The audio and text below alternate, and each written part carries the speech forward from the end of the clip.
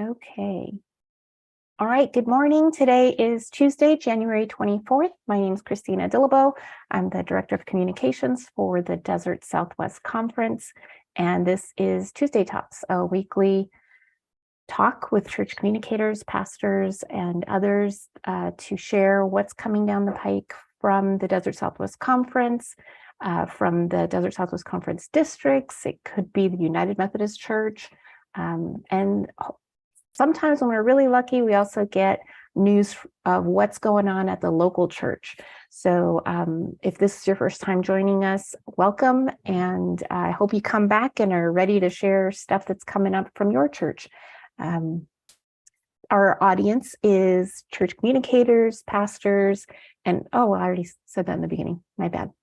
All right, so let's just go ahead and get started. The first items for today are about the Zoom licenses. So some of the churches and staff and volunteers have already renewed their license. Some have purchased new ones. Some have emailed me asking for a list of, which are all the licenses that we have for our church? That makes sense. You might want to just write one check to the Desert Southwest Conference to cover your 3 or 4 licenses. Or it might be that there's a change in leadership, and so you're not really sure what was the email address that was used. We paid for it last year. Can you tell us what email address was used for our Zoom account? I had hoped to have all that information to churches by Monday, yesterday, January 23rd. I have not done that yet, but I am going to do it. It is on my to-do list. If you are one of those churches that would like to get a complete list of your Zoom license for your church, whether it's the pastor, it's the church office, or Bible study leader, worship team, whoever it is, you want to know how many licenses do we have for our church? I can get you that report or that list of email addresses. It's a little difficult because not every license actually is very clear about what the church is. They might just say the title of their position. And so then I have to figure it out because of the email address, maybe has the church's URL. When I create the licenses, I try to add the church name in there, but then people can edit their profile. So then I lose some of that information. That's why I don't just provide it up front for everybody.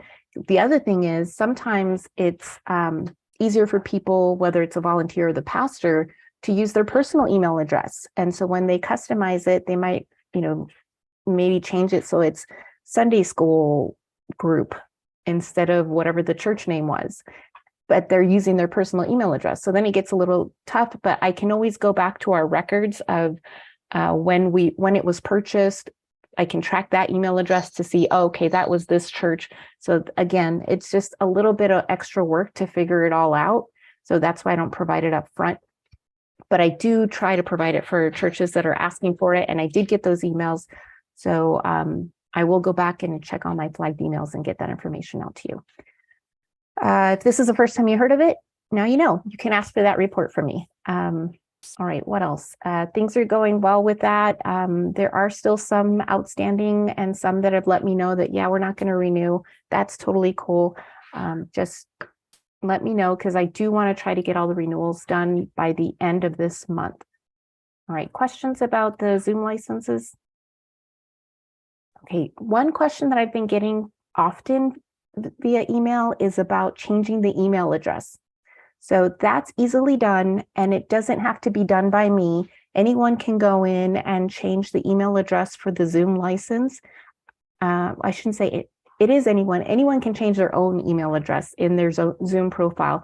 The way you do that is go to zoom.us, log into your Zoom email or Zoom account, and click on the profile information, and there you can change the email address. The tough part is that you need to be able to confirm that change both in the original email account and in the new email account. So once that's confirmed in both accounts, then that Zoom license changes to whatever new email address you want. There is a way to change it without confirming in both, but it's pretty tricky and it requires working with Zoom to have them help us navigate that. Sometimes it's just better to, if you don't have access to that old email address, then it might just be better to go ahead and close that license and just start a new one with the new email address. Okay, Christine, do you have a question? Yes, I did. Our Zoom license doesn't appear to be through the conference. It appears to have been purchased separately, and it doesn't renew until June. Should I send you a notification now? And then my hope was to do it in May so that when it came up and it's due in June, that we could actually do that. But should I be doing that now instead? So what happens is, if you have a paid license and you want to transfer to another account, that account that you transfer to, I think it's either that account or maybe it's you that gets a credit for the months that you didn't use that you're transferring over. I think that's the way it happens. I saw some notification about that. You can transfer at any point. And I mean, knowing that you're planning on purchasing one of the Desert Southwest Conference licenses down the road this year, I'll make sure to save a license for you. So we won't, we'll have enough for you. The price is going to be the same. It's $120 for the year. So I think you're okay to let yours finish up and then start with a new one. But here's something to think about. When you transfer from one Zoom account to another account, then your original Zoom account has data with it. Potentially, you maybe have reoccurring meetings or meetings that you scheduled for another few months down the road. Maybe you have recordings in the cloud. Instead of just starting brand new, if you want to save all that, then you basically transfer your account into the new account, and then it brings all that history with you. Okay, so be sure to renew before your original account is expired. Okay, thank you. Yep. Okay, next item. So some of the things that are coming up from New and Vital Faith, we've had articles published about the reaching new people in new ways. We had a video that is still available on YouTube that you can use. There's the BIPOC Young Adult Internship Program, and I'm working on those videos now. I actually just finished a video that your church can use to share with young adults to tell them all about the internship and how they can apply and the deadlines. I'll play it in a little bit if we have a minute. And then I'll also have a video for you to share with the church leadership or the congregation or however it works for you about, just advertising about, hey, we might want to do this internship program. The deadline is quickly approaching for churches to apply for the internship. That's February 1st. So if this is the first time you're hearing about it, I strongly recommend that you email Rachel Gilmore to let her know, hey, I just heard about it and I'm going to tell my leadership. Can we, I don't know if it would be possible to extend a deadline or anything, but I definitely think it's an important thing to let her know that we're interested, but I didn't know about it. So we're just now looking at it. You might need a little bit of time. So again, for churches, the deadline's February 1st. For the young adults, it's March or early April that the deadline is to apply, and it is a paid internship. The church pays for part of their income, and New and Vital Faith pays for, I don't remember if it's half or 3/4 of it, but the videos explain it, and we do have articles, so I'll share those. And then the last one, and I will ask if you have questions about this stuff, is the Pathways process. That video, I think we've been sharing in the newsletters for the past 2 or 3 weeks, and Rachel Gilmore talks about it in a little more detail during the district leadership conferences. And that one's a little bit more ongoing, but the Reaching New People in New Ways, there's 2 events, one in the North District, one for East, West, and South District. The North District one is happening in February, and the other one is happening in March. So I'll share articles for those, but do you have any questions about any of that stuff? Okay. All right, then we will move right along with what are leadership talks? I mean, it's been in our conference calendar. I've seen quite a few of them, and it's never the same thing. So how to explain what exactly it is, who should attend, how often it happens? Jeannie Ward is with us to tell us all about it. Take it away, Jeannie. Thanks, Christina. Good morning, everybody. Well, I am a member of the Clergy and Lay Leadership Development Team, and from that, we have a subcommittee that works on providing podcasts, webinars, and book resources, and these leadership talks to show people or inform you, give you tools to work with in different venues of leadership in different areas. We started back in August of 2021. So, we've done really well. It is the second Monday of every month, except for June, July, and August. So we currently have talks scheduled right up through May, and then we'll have our June, July, August break, and then do September, October, November, and have a December break. So just as an example, we have, firstly, it is from 7 to 8:30 on the second Monday. And to register for that so that you can receive the Zoom link. Yes, Michael? Is that 7 or is that AM or PM? PM, 7 PM to 8:30 PM. And it doesn't always last the full hour and a half. And to register is really simple. And my mantra, everywhere I go is dscumc.org. You start there. And Christina's here, but I'm going to say really nicely, she has made it so easy. You're on the opening page of the conference website. You scroll down, and there's about 3 rows or 4 rows of lists of she's going to show you of conference committees. Okay, scroll on, yeah. And if you choose Clergy and Lay Leadership Development, okay, well, you choose that, and it takes you directly to their website, and you can see there it says what's coming up. And if you scroll back up, I'm just going to speak Christina doing, go to leadership talk videos, and you can see all of the videos except the very first one that we did not record. All of them have been recorded, and you can sit through those. We have things like Care of Self and Soul by Reverend Lynn Bartlow, Compassionate Leadership by Reverend George Cushman. We do like to have outside presenters as well, because, maybe an author of a book. That's been a little more difficult because they want to be paid. And we don't have a budget for that. So we do try to, and that when they're the Power of Latino Leadership was really good. That was Reverend Antioneta Fernandez and Reverend Ephraim Zavala. And that was way back in 2021. So we try to approach leadership topics from different perspectives, and whether it's how you take care of yourself so you can be a better leader, or finding resources that will help you in, just the tools you need to be better leaders.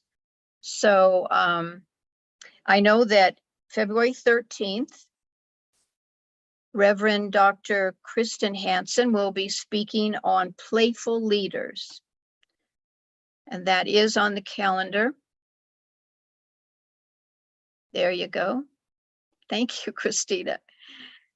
And the registration is there, and you register. They're all free.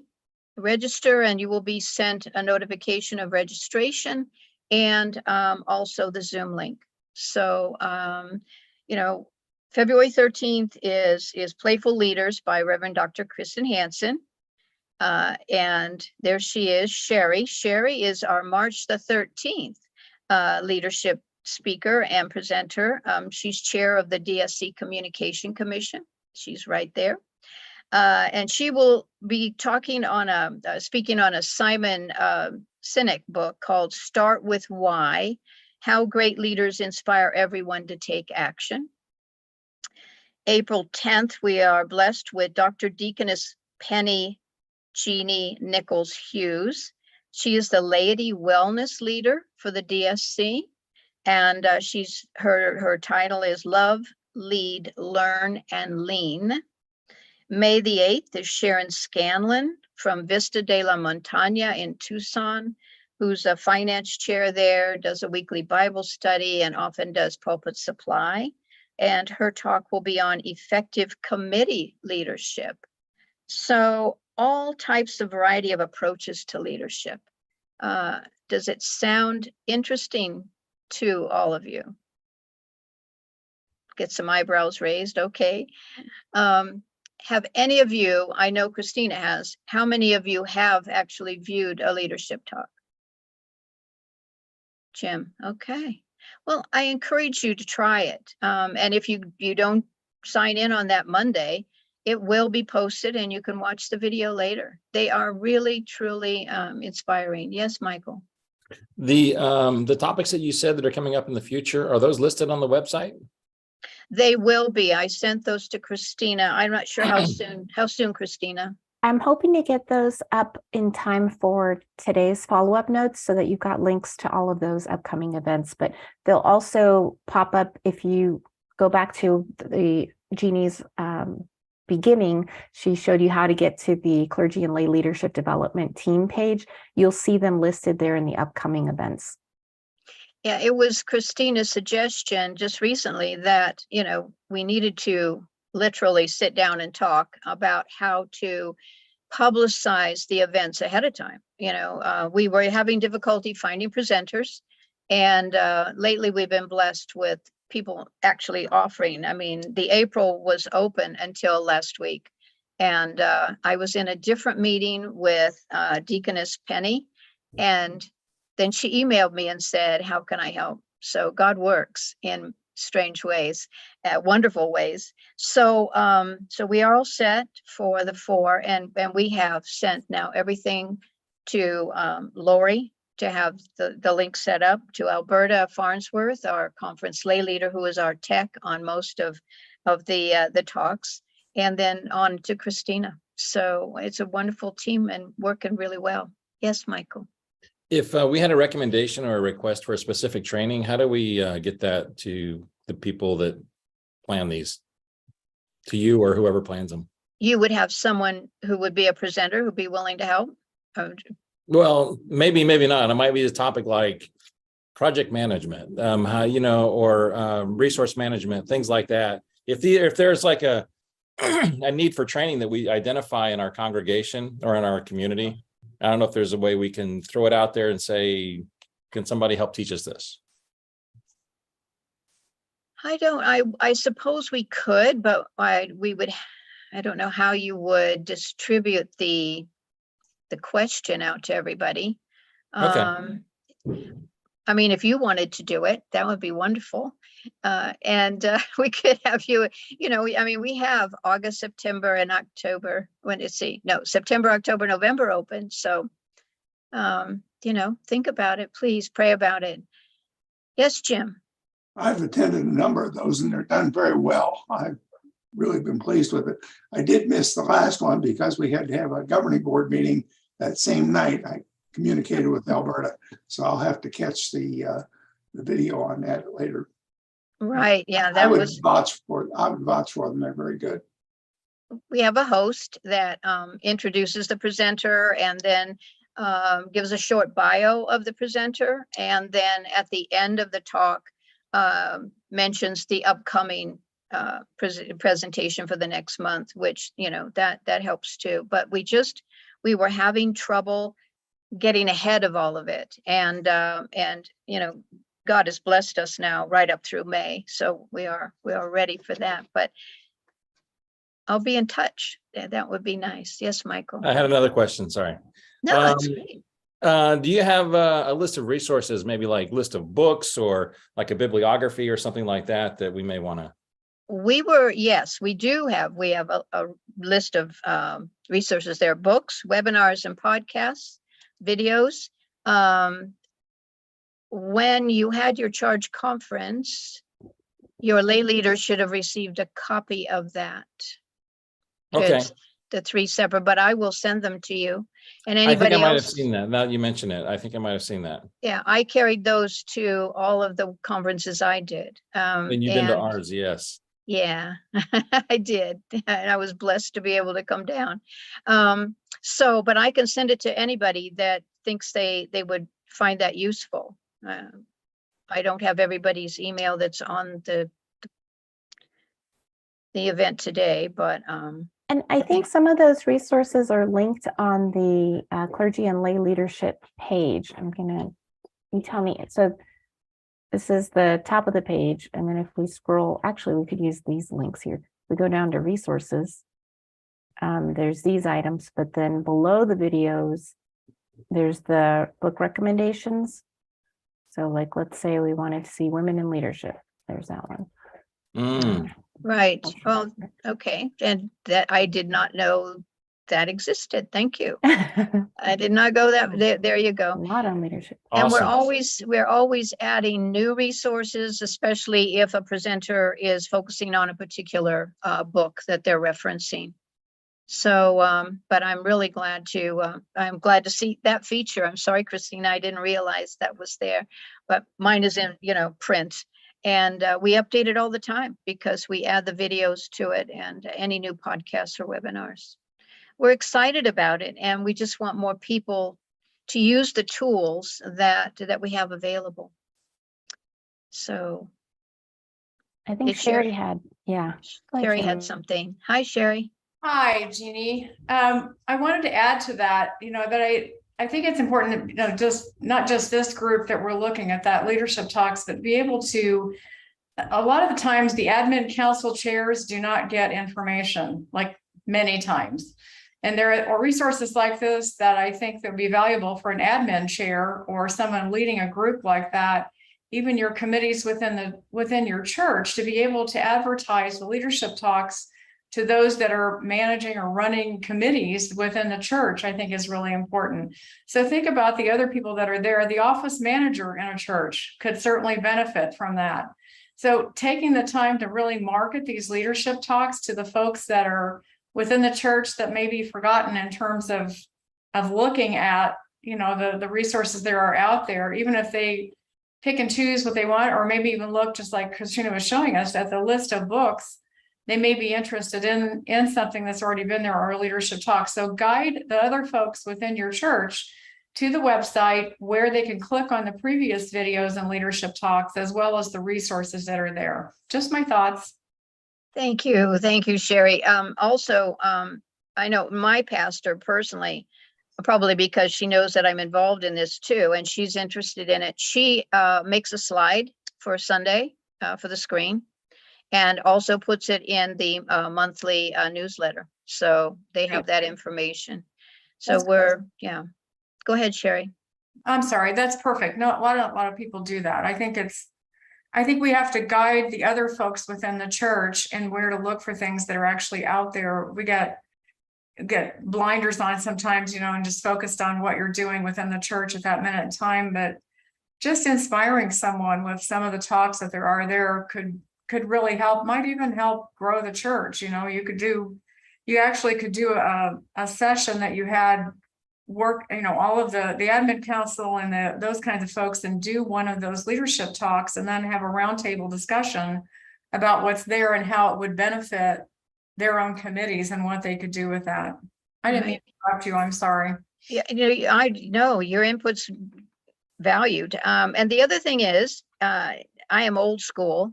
So I am creating the old-fashioned flyer, with the bold lettering at the top, and each talk will be listed on that flyer. And I'm planning on sending that out to all the churches and all the pastors for each talk.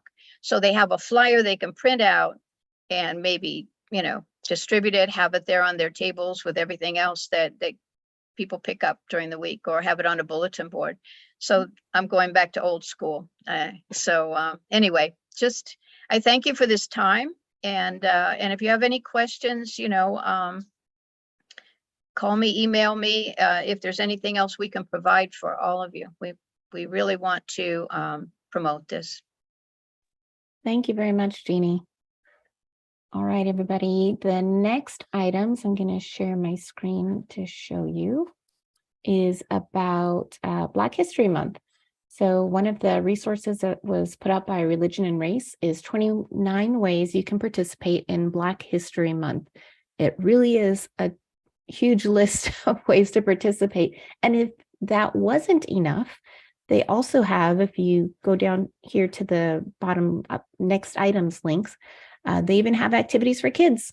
So you can download the activity or do the stuff here about Black history or Black United Methodist history makers. That's pretty cool.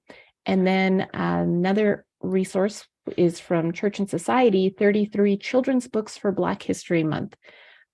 That seemed super cool. I don't know, how I don't do children's ministry anymore, so I'm not really sure how you all would use this, if you would just create a newsletter article with it or create a lesson out of one of them. But anyway, I'll include the links to this page, the 29 ways you can participate, and the 33 children's books in the follow-up notes.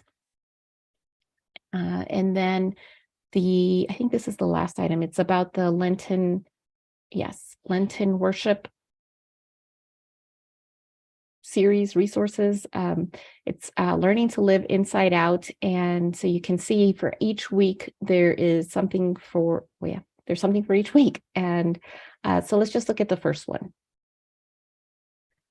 The Fast We Choose. So they've got the references, preaching notes, youth lessons, music notes, tons of stuff that I think will be very helpful. So be sure to share this with your pastor. And then following the same theme of living inside out, there's youth lessons. So if your church is going to try and use that worship series, you've got stuff for the youth to use as well. So I'll include that. Let me see, what was this next link? Committed to the UMC. Oh, that's not part of the Lenten services. I was checking this one out and trying to see how does this relate.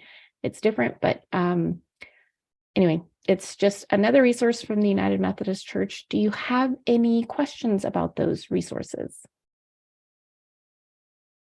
Anything anybody wants to share about what they're doing for Lent or Black History Month? All right, then I am going to go ahead and show the video about the BIPOC Young Adult Internship, just to make sure that y'all get a chance to see it. And then this one, share my sound, and then we'll touch base one more time. Hi, my name is Rachel Gilmore. I'm the Director of New and Vital Faith for the Desert Southwest Conference. I wanted to tell you about a really great, exciting opportunity that might be helpful to you if you are a young adult between the ages of 18 and 28 and identify with the BIPOC community, Black, Indigenous, people of color.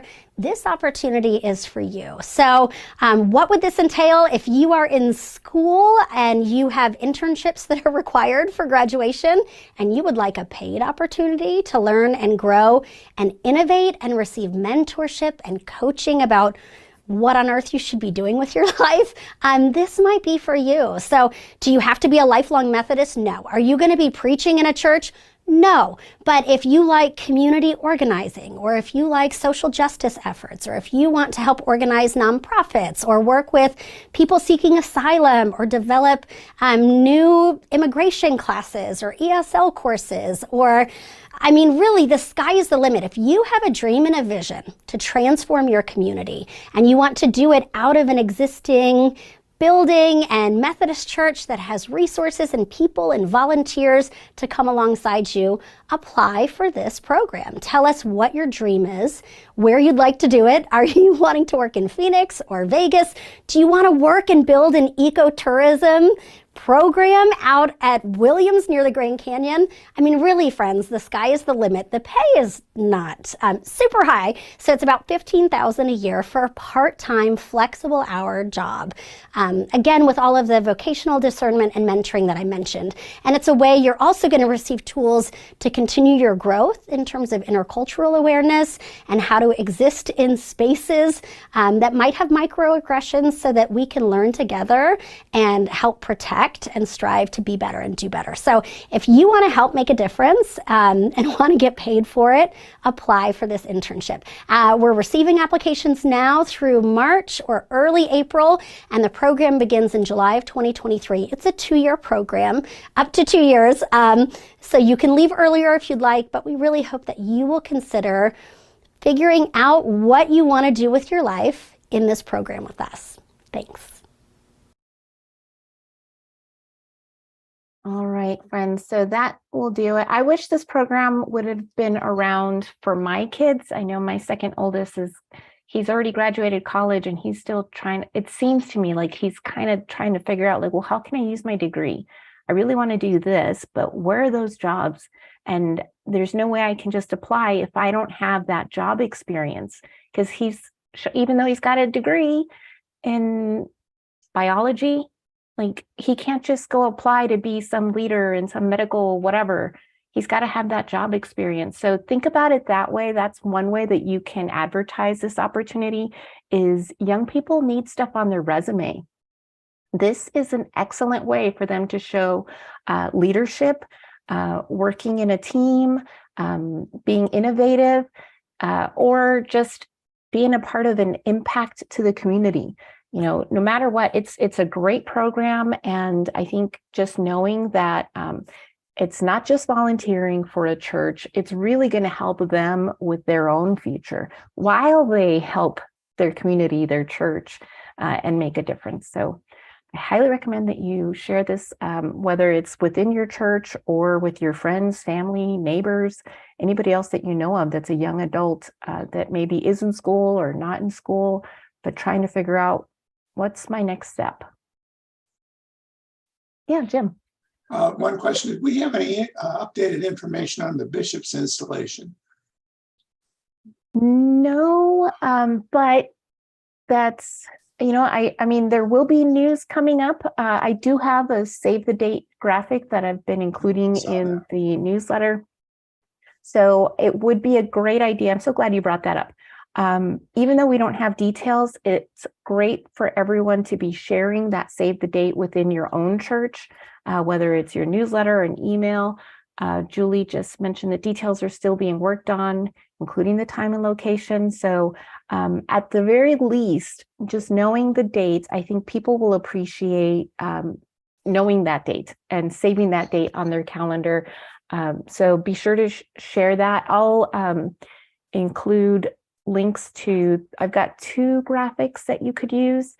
So you could just put those in your bulletin insert or newsletter or email, social media, whatever, however it works for you.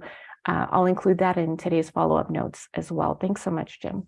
I had shared the save the date with our governing board team, and I have a number of those people wanting to meet the new bishop. So they are quite interested in this. So we were also hoping it would be online, but anyway, whatever. I believe it is going to be live streamed. Okay, And what is the date? Let me check. I don't remember the date. 11th, the 11th of March.